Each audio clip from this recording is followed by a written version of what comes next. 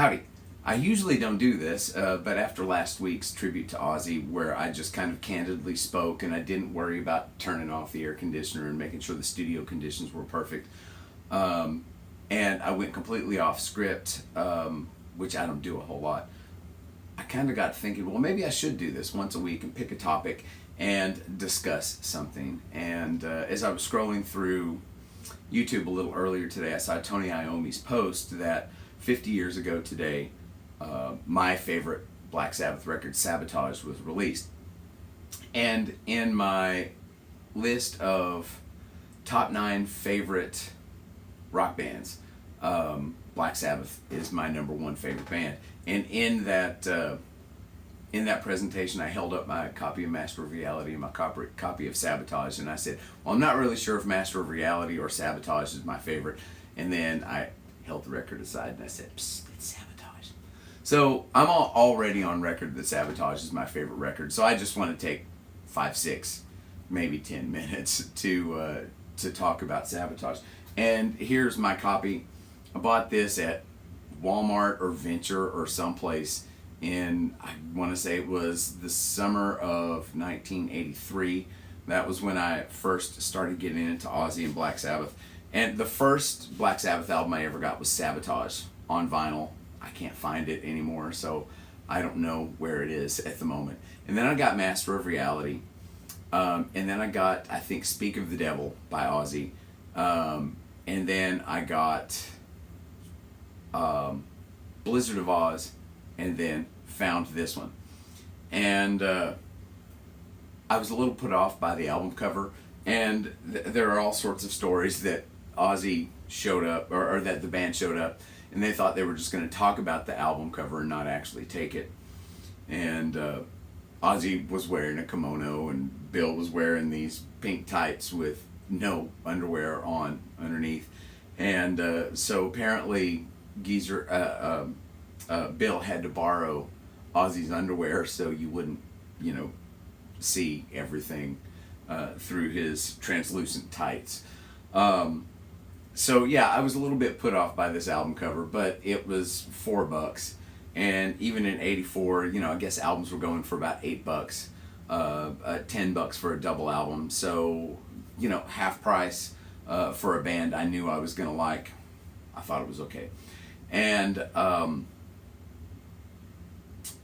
I remember putting it on, and I didn't have a great record player at the time. It actually, the volume barely worked on it. It was a very old record player. And so I kind of had to sit with my head actually in between the speakers pointing at me just to hear it. But I sat there on my floor with my head between the speakers, looking at the album cover, listening, and Hole in the Sky absolutely threw me for a loop. I couldn't believe it.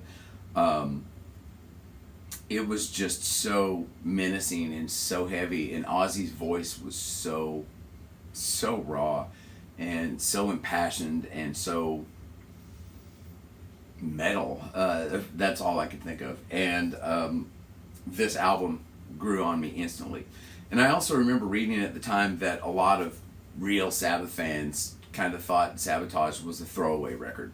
And even from the beginning, I completely balked at that opinion. I'm not going to say at that point Sabotage was my favorite, because it was probably between Master of Reality and the first record. As I got older, I realized this is the record I kept coming back to. And I'm not actually sure why.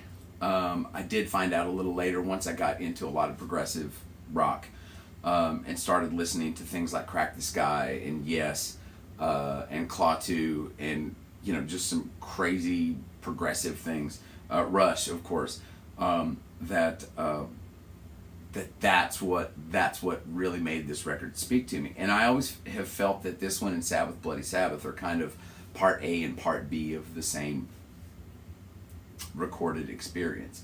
Those two seem almost like companion records to me. I listen to those two back to back all the time.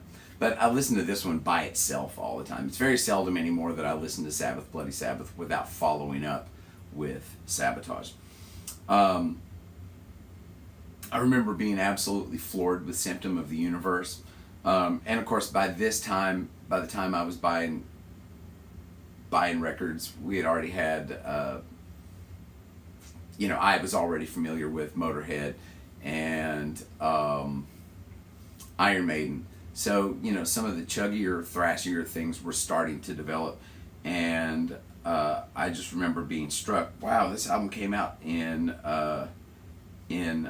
75, and here they are playing, I wouldn't have called it thrash at the time, but playing, really, really souped up metal. And then, of course, when Symptom of the Universe goes into that pseudo bossa nova at the end, I didn't think I liked it at that time because I just wanted heavy, heavy stuff. And then again, like I said, the older and more progressive minded my brain started getting processing music. That's actually my favorite part of the song. I mean, I love the fact that it starts off supremely heavy, but I love the fact they contrasted it with almost a bossa nova kind of a thing. Megalomania, one of Ozzy's greatest performances. And the other thing I really love about Megalomania is their sense of dynamics, how they go from just complete intimate, quiet setting into just exploding. The song on this one, and I know everyone talks about this one, is The Writ. And it's probably, I think, Ozzy's most explosive vocal performance. And of course the band's on fire. It's a 10-minute long song. What can go wrong with that? But they keep you interested the whole 10 minutes. For me, I'm actually really partial to Supertzar and Am I Going Insane Radio. Am I Going Insane? I just kind of liked it because it was this cheerful, sing-songy kind of song almost. The verses are a little bit darker, and then it gets to the chorus, and tell me, people, am I going insane? And I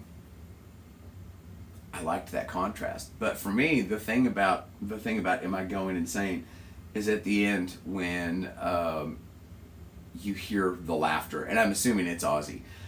You hear the laughter, and the laughter gets a little more frantic and a little more frantic, and then you realize that a psychotic break has just happened, and the laughter all of a sudden sounds strained, and then it turns into just screams of agonized screams of psychological torture. Very, very effective song, and the way that it segues into The Writ, I've always thought was one of the most brilliant segues in all of heavy music. I even love Tony's Don't Start Too Late. I love how he does these little instrumental things with nylon and steel string guitars. I've always just found it to be really a pleasant little break between the pummeling of Hole in the Sky and then the further pummeling of Symptom of the Universe. I thought that was a nice little way to break those two things up.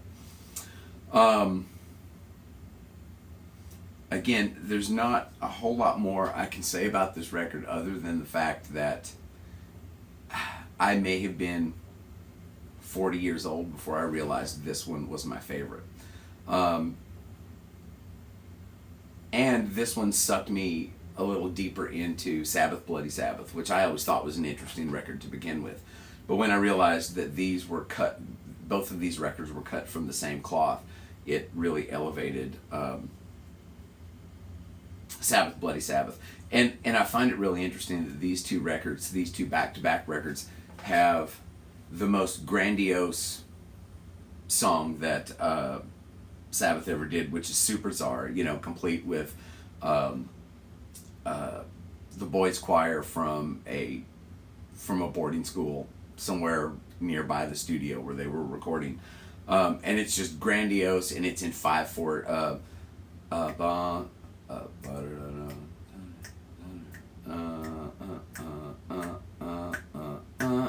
It's an alternating 4 and 5/4 time, and this was before I got into Rush. And I remember spotting that 5/4 measure in the cadence, and I was really proud of myself. And then a couple years later, I got into Rush, and I had already gotten used to counting odd rhythms like that. But this one has the most grandiose song, and then the record before it, its companion record, has the most glorious Black Sabbath song ever, which of course is Spiral Architect.